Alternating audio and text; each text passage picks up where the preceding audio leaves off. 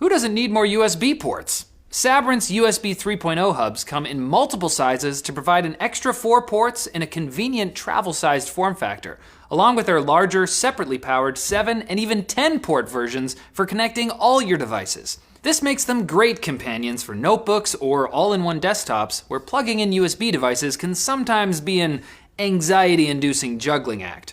What's more, because the larger hubs are powered, not only are you able to use power-hungry devices like external hard drives and SSDs, the specialized 7+3 port model gives you 3 dedicated charging ports that provide up to 2.4 amps per port. That's enough to charge a tablet and fast charge a phone or other device at the same time. And if you want to keep your battery healthy and prevent overcharging, the convenient power switches let you disable any port's power without needing to unplug anything.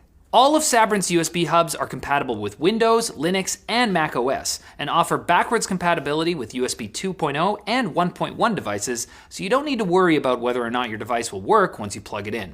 With included power adapters and USB cables, it truly is just plug and play. Free yourself from USB port anxiety by picking up a Sabrent USB hub today.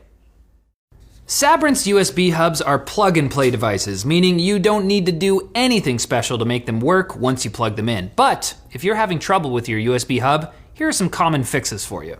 If your Sabrent USB hub isn't powering up, the first thing to check is that your USB cable and power connector are both plugged in firmly on both ends, and that the wall adapter is plugged into a powered receptacle. To do that, check your surge protector to make sure that its switch is in the on position, or see if your wall outlet is connected to a light switch. If that doesn't work, and you find that your cable is kinked or frayed, or if the connection is unstable, then it's probably time to replace it.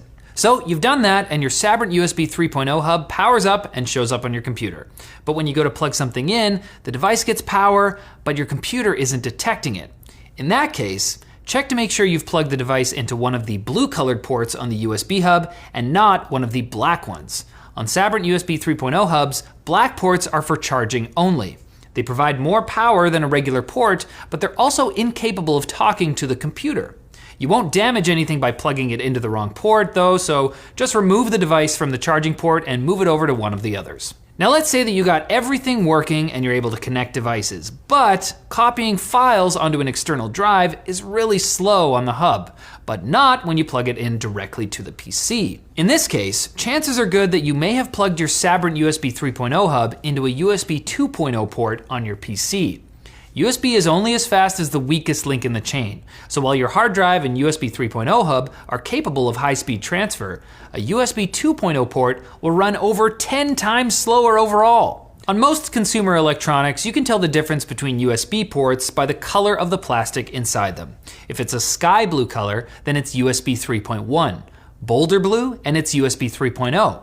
Black is typically USB 2.0, and white is typically USB 1.1. In some cases, manufacturers just like to use their own colors as a design choice, in which case you'll need to consult your manual to be sure what speeds each port will be able to support. Now, if everything's working, but you've begun having trouble with wireless devices, you should know that USB 3.0 and especially USB 3.0 storage devices can interfere with 2.4 GHz signals like those found in Wi-Fi and Bluetooth. While that's not likely to cause any problems with a powerful 2.4 GHz Wi-Fi signal, weaker signals or compact adapters can be affected, and so too can lower energy devices like Bluetooth radios and wireless mouse dongles. In situations like these, it's best to match these wireless USB devices with USB 2.0 ports and separate them by as much physical distance as you can, and in the case of a wireless mouse, using a port closer to where the mouse will be used most often. USB extension cables can come in handy here, and many popular wireless mice have begun including them in the box. Now, one final related note. If you've got multiple high bandwidth devices connected at once, like hard drives or SSDs, and you try accessing them all at the same time, you'll probably notice that the speed isn't quite what you're expecting. This is because while Sabrent's USB 3.0 hubs are USB SuperSpeed compliant and support up to 5 gigabits per second of bandwidth, this bandwidth is shared among all the devices connected to the USB 3.0 hub. If you're running late and you need all the speed you can get to copy that one crucial report onto your external hard drive, the best way to handle this scenario is to pause any other tasks until your most important transfers are complete. If you're still experiencing problems, feel free to submit a support ticket at www.sabrent.com.